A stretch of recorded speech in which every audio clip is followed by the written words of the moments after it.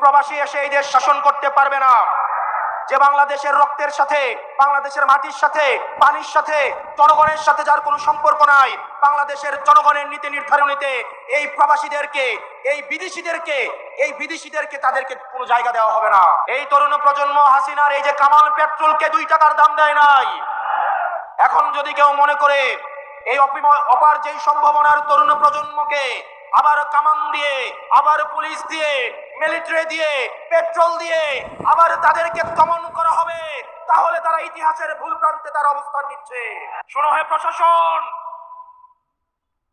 2024 সাল থেকে যদি আপনারা শিক্ষা না নেন, আপনারা যদি আবার আগের ছকের নির্বাচনের দিকে ফিরে যান, আপনারা যদি আবার গুলশানের দিকে লাইন দেন, এই তরুণ প্রজন্ম আপনাদেরকে ক্ষমা করবে না।